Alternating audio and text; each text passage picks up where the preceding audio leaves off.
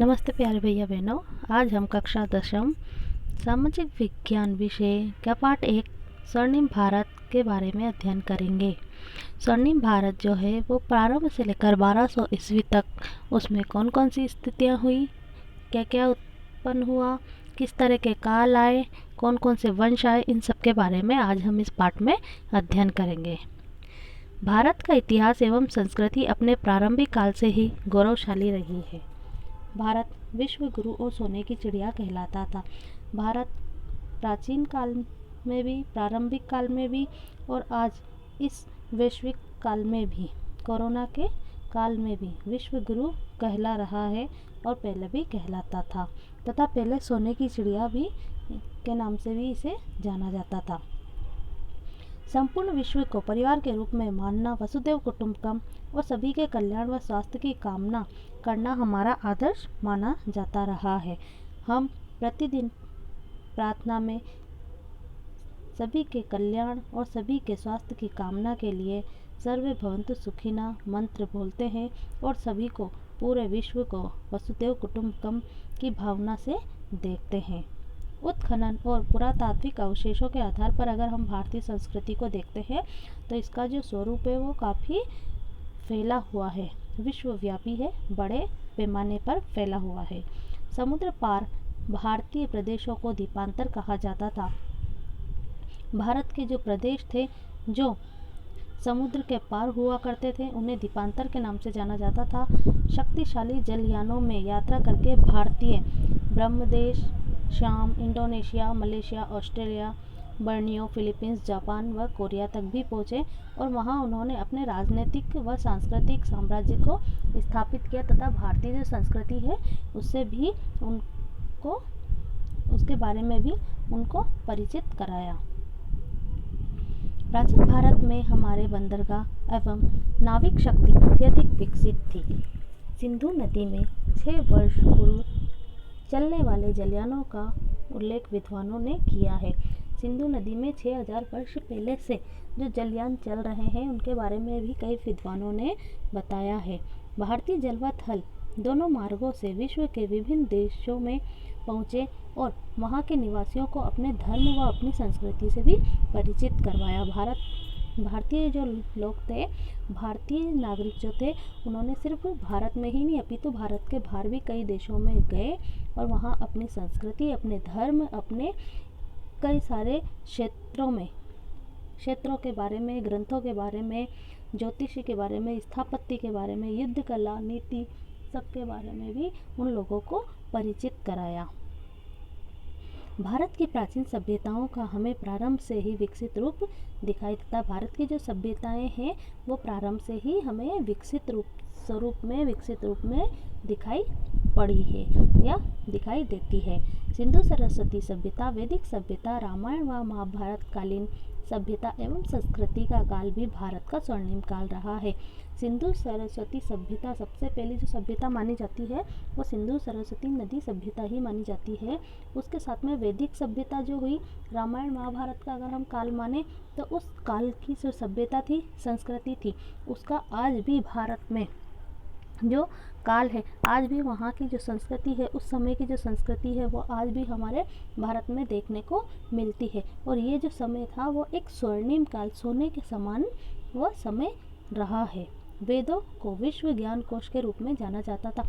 वेदों को सिर्फ भारत में ही नहीं जाना जाता था, भारत के बाहर भी पूरे विश्व में जो ज्ञान आज बढ़ रहा है, जो ज्ञान आज चल रहे हैं, नीति जो वहाँ की चल रही है, नियम, धर्म जो सब चल रहे हैं, वो कहीं ना कहीं उनका जो बेस है वो हमारे वेदों पर ही टिका हुआ है। उनकी जो नींव है वो हमारे वेदों से ही टिकी हुई है।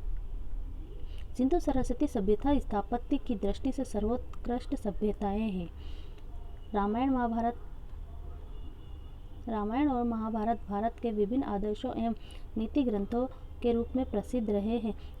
रामायण और महाभारत अगर इनकी बात करते हैं तो विभिन्न आदर्श हमारे भारत के लिए विभिन्न नीति ग्रंथ के रूप में यह प्रसिद्ध क्यों रहे हैं, क्योंकि अगर हम रामायण को देखते हैं तो उससे हमें एक भाई के प्रति प्रेम, एक माता पिता के माता पिता के प्रति जो हमारा कर्तव्य है, पुरुष जो भगवान थे वो मर्यादा से बंधे हुए थे।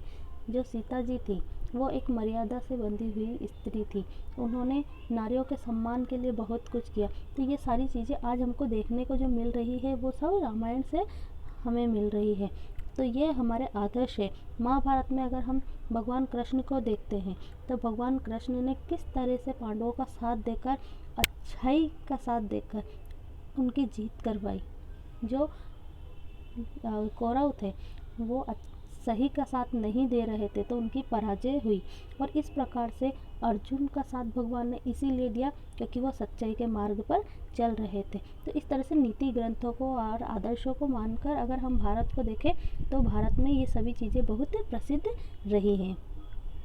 हमारा महाजनपद काल गणतंत्रात्मक एवं संवैधानिक व्यवस्था का आदर्श रहा है। हमारा जो महाजनपद काल था, यानी उस समय का जो काल था, वह जो समय था वह गणतंत्रात्मक और संवैधानिक व्यवस्थाओं का एक आदर्श रहा है। गणतंत्रात्मक यानी स्वतंत्र रूप से, ठीक है। उत्तर वैदिक काल की अगर हम बात करते हैं, उत्तर वैदिक काल में हमें विभिन्न जनपदों का अस्तित्व दिखाई देता है। इस काल तक पूर्वी उत्तर प्रदेश और पश्चिमी बिहार में लोहा जो होता है, लोहा अयस्क जो होता है, उसका व्यापक रूप में उपयोग किया जाने लगा था। लोहा तकनीकी ने लोगों के भौतिक जीवन में बड़ा परिवर्तन कर दिया था। इससे समाज में स्थायी जीवन यापन करने की प्रवृत्ति भी सुदृढ़ हो गई। मीन्स वहाँ का जो भौतिक जीवन था वो जब जीवन यापन करने के लिए उनको किसी भी तरह की, समाज में किसी भी तरह की कोई ज़रूरत पड़ती थी तो उस ज़रूरतों के लिए जो मूलभूत आवश्यकताएं थी, सामान जो आता था, उन सभी में कहीं ना कहीं लोहा जो होता था उसका उपयोग किया जाता था। कृषि, उद्योग, व्यापार, वाणिज्य आदि के विकास ने प्राचीन जनजातीय व्यवस्था को जर्जर बना दिया। जो प्राचीन व्यवस्था उनकी थी तो इन सभी में उनकी व्यवस्था को कृषि, उद्योग, व्यापार, वाणिज्य आदि जब बढ़ने लगे, इनका विकास होने लगा तो पुरानी जो जनजातियाँ थी उनकी जो व्यवस्थाएं थी उनको धीरे धीरे उसने कमज़ोर बना दिया, जर्जर बना दिया। छोटे छोटे जनों का स्थान बड़े बड़े जनपदों ने ग्रहण कर लिया। जो छोटे छोटे गांव थे, कस्बे थे, उनका स्थान अब बड़े शहरों ने ले लिया था, बड़े नगरों ने ले लिया था। ईसा पूर्व 6वीं शताब्दी तक आते आते जनपद महाजनपदों के रूप में विकसित हो गए। 6वीं शताब्दी ईसा पूर्व के प्रारंभ में उत्तर भारत में सार्वभौम सत्ता का पूर्णतः अभाव था। संपूर्ण भारत अनेक स्वतंत्र राज्यों में विभक्त था। ये राज्य उत्तर वैदिक कालीन राज्यों की अपेक्षा अधिक विस्तृत और स्वतंत्र शक्तिशाली थे। तो उस समय संपूर्ण भारत में बहुत सारे ऐसे राज्य थे जो बिल्कुल स्वतंत्र थे और अधिक विस्तृत भी थे और शक्तिशाली भी थे। उनके बारे में अब हम आगे बात करेंगे, जिनके महाजनपद काल में बड़े जो शहर बनाए गए, छोटे छोटे कस्बों को मिलाकर, छोटे छोटे गांवों को मिलाकर जनपद बनाए गए। जनपद से महाजनपद यानी बड़े शहर बनाए गए और उन राज्यों, जो राज्य बनाए गए उन राज्यों की राजधानी क्या थी। ये 16 महाजनपद बहुत प्रमुख है और इनमें से कई बार क्वेश्चन आते हैं, तब हम इनके बारे में बात करते हैं। महाजनपद काल, महाजनपद काल जो है वो 600 से 325 ईस्वी पूर्व का समय माना जाता है। 6वीं शताब्दी ईस्वी पूर्व के अगर हम बात करते हैं तो उस समय उत्तर भारत में अनेक विस्तृत और शक्तिशाली स्वतंत्र राज्य थे जिनकी स्थापना हुई, जिन्हें महाजनपदों की संज्ञा दी गई। यानी जो छोटे छोटे कस्बों से नगर बनाए गए थे, उन नगरों को मिलाकर राज्य बनाए गए और वो जो राज्य बने वही ये 16 महाजनपद है। यानी अगर हम बड़े महानगरों की बात करते हैं, राज्यों की बात करते हैं, तो जो बड़े राज्य बनाए गए वही राज्य महाजनपद कहलाते हैं। और इन जो 16 महाजनपद उस समय थे, उस समय की हम बात करते हैं कि उनकी राजधानी क्या थी और कौन कौन से वो राज्य थे। महाजनपद और उनकी राजधानी, सबसे पहले हम बात करते हैं काशी की। काशी की जो राजधानी थी वह वाराणसी थी। कुरु यानी कुरुक्षेत्र, इसकी जो राजधानी थी वह इंद्रप्रस्थ थी। अंग की जो राजधानी थी वह चंपा थी। मगध की राजधानी राजगृह या गिरिव्रत थी। वज्जी की जो राजधानी थी विदेह और मिथिला ये जो नेपाल का क्षेत्र है वह है। मल की जो राजधानी थी कुशावती, चेदी की राजधानी थी शक्तिमती, वत्स की राजधानी थी कौशाम्बी, कौशल की राजधानी थी अयोध्या, जिसे बुद्ध काल में 2 भागों में बांट दिया गया, एक उत्तरी भाग में और एक दक्षिणी भाग में। उत्तरी भाग में जो बांटा वो साकेत नाम से बांटा और जो दक्षिणी भाग था उसे श्रावती के नाम से बांटा गया। पांचाल राज्य जो था उसे भी 2 भागों में बांटा गया। उत्तरी पांचाल की राजधानी अहिच्छत्रपुर और दक्षिण पांचाल की जो राजधानी थी वह कापिल्य के नाम से जानी जाती थी। मत्स्य विराटनगर उसकी राजधानी थी। शूरसेन मथुरा राजधानी थी। अशक पौतन या पाटेली इसकी राजधानी थी। अवंती यह उज्जैनी का पुराना नाम है, तो इसे भी 2 भागों में बांटा गया। उत्तरी भाग को उज्जैनी और दक्षिणी भाग को महिष्मती के नाम से जाना जाता है, यह इसकी राजधानी थी।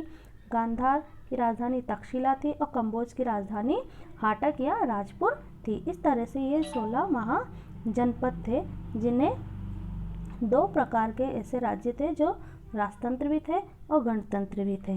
ठीक है, तो राजतंत्र जो थे जहाँ पर राजाओं का शासन चलता था, और कुछ ऐसे थे जो गणतंत्र थे यानी पूर्णतया स्वतंत्र थे। कौशल, वत्स, अवंती और मगध उस समय सर्वाधिक शक्तिशाली राजतंत्र थे, यानी उस समय राजाओं का शासन चलता था, पर उसके बाद भी ये शक्तिशाली राजतंत्र होने के बाद भी स्वतंत्र थे। 6ठी शताब्दी ईस्वी पूर्व में अनेक गणतंत्रों का भी अस्तित्व था, जिनमें प्रमुख थे कपिलवस्तु के शाक्य, सुषुमारगिरी के भाग, अलकप के बुली, केसपुत के कालाम, रामग्राम के कोलिये, कुशीनारा के मल, पावा के मल, पीपलीवन के मौर्य, वैशाली के लिच्छवी और मिथिला के विदेह। ये सभी जो थे ये उस समय जितने भी जो राज्य थे वे सभी गण राज्य थे, यानी स्वतंत्र राज्य थे। अब हम बात करते हैं राजस्थान के प्रमुख जनपदों के बारे में। राजस्थान के जो प्रमुख जनपद है उसमें वैदिक सभ्यता के विकास क्रम में राजस्थान में भी जनपदों का उदय देखने को मिलता है। जब वैदिक सभ्यता का जो विकास हो रहा है तो उसमें राजस्थान का भी विकास हुआ, यानी जो जनपद थे, जो नगर है, उनका उदय देखने को मिलता है। यूनानी आक्रमण के कारण पंजाब की जो मालव, शिवी, अर्जुनयन जो जातियाँ थीं वह राजस्थान के कई क्षेत्रों में आकर अपने साहस और शौर्य के लिए प्रसिद्ध थी है, और राजस्थान के कई पूर्वी भाग में आकर इन्होंने निवास करना प्रारंभ किया और वहीं से अपनी जनपदीय शासन व्यवस्था को आगे बढ़ाया। प्रमुख जनपद यहाँ राजस्थान के जो थे वो थे, सबसे पहला जांगल। वर्तमान बीकानेर और जोधपुर जिले के महाभारत काल में जांगल देश कहलाते थे, यानी वर्तमान बीकानेर और जोधपुर जिले का जो आसपास का क्षेत्र है वो महाभारत काल में जांगल देश कहलाते थे। कहीं कहीं इसका नाम कुरु जांगला और माद्रे जांगला भी मिलता है। इस जनपद की राजधानी अहिच्छत्रपुर थी, जिसे इस समय नागौर का नाम दिया गया है या नागौर कहते हैं। बीकानेर का जो राजा था वो जांगल देश का स्वामी होने के कारण वह स्वयं को जांगलधर बादशाह कहता था। जांगलधर यानी वहाँ का रहने वाला बादशाह, ठीक है, वहाँ का रहने वाला राजा। बीकानेर राज्य के जो राज चिन्ह है उनमें भी उस राजा का जो नाम है वह देखने को मिलता है। फिर आती है मत्स्य जो जनपद था, वर्तमान जयपुर के आसपास का क्षेत्र मत्स्य जनपद के नाम से जाना जाता था। इसका विस्तार चंबल के पास की पहाड़ियों से लेकर सरस्वती नदी के जांगल क्षेत्र तक था। आधुनिक अलवर और भरतपुर के कुछ भूभाग भी इसके अंतर्गत आते थे। इसकी राजधानी विराटनगर थी, जिसे अब हम बेराट के नाम से जानते हैं। मौर्य शासक बिंदुसार से पहले मत्स्य जनपद की स्पष्ट जानकारी नहीं थी। महाभारत में कहा गया कि शाहज नामक एक राजा ने चेदी और मत्स्य दोनों राज्यों पर शासन किया था। उसके बाद कालांतर में यहाँ पर विशाल मगध साम्राज्य का एक अंग बन गया। चेदी जो राज्य था, मत्स्य जनपद बनने के प्रारंभ से ही चेदी राज्य जो था वो, और बाद में कालांतर में भी यह जो मगध राज्य था वो विशाल बन गया, और ये पहले मत्स्य जनपद कहलाता था। शूरसेन जो है आधुनिक ब्रज क्षेत्र में यह महाजनपद स्थित था। इसकी राजधानी मथुरा थी।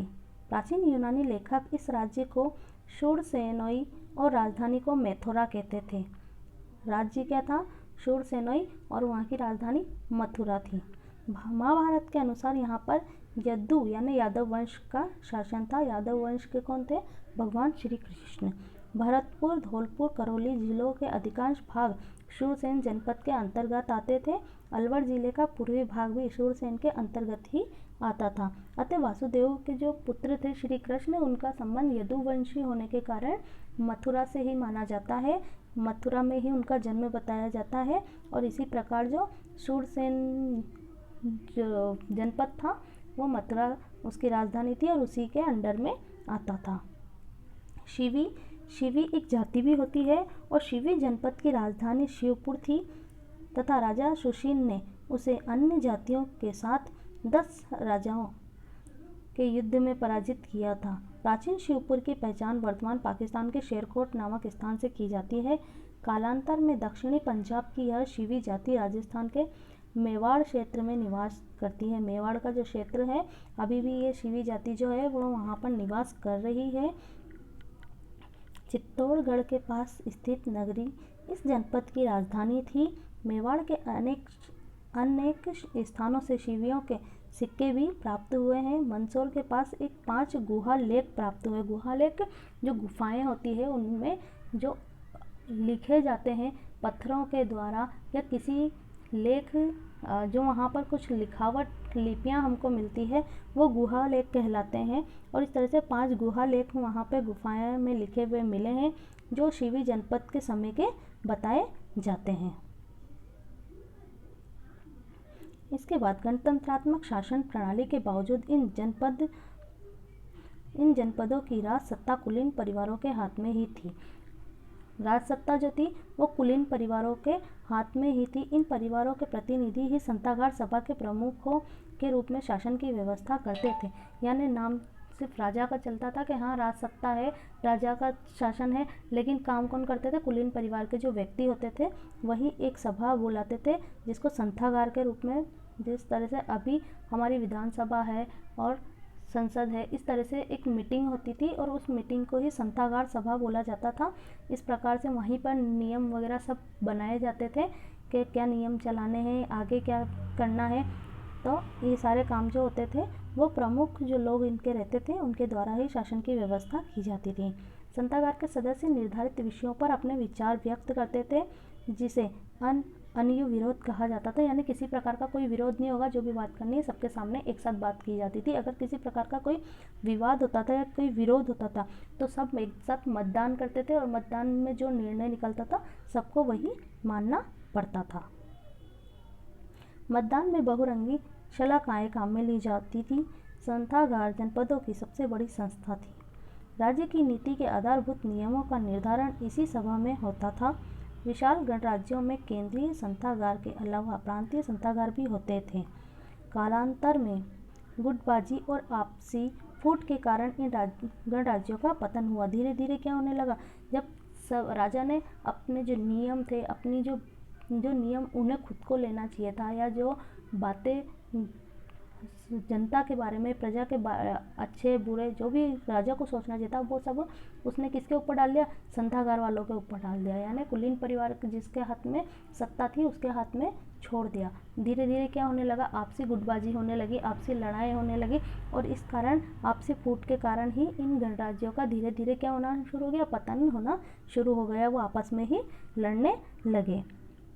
समकालीन राजतंत्रों की विस्तारवादी नीति न्यूनाधिक रूप से इसके पतन के लिए उत्तरदायी थी। अगर इसी प्रकार की ज़्यादा से ज़्यादा जब ये चीज़ें बढ़ती जाती है, राजतंत्र चल रहा है, विस्तारवादी नीतियाँ उनकी चल रही है, लेकिन अगर इस तरह की कोई नीति अपनाता है तो धीरे धीरे आपसी फूट के कारण ही वहाँ उस राज्य का क्या होने लग जाता है? पतन होने लग जाता है। और इसका सबसे बड़ा कारण भी यही रहा है कि समकालीन राजा जो थे, जो राजतंत्र व्यवस्था थी वो उन्होंने न संभाल कर किसी दूसरे के हाथ में उन्होंने सौंप दी और धीरे धीरे इसका पतन हुआ।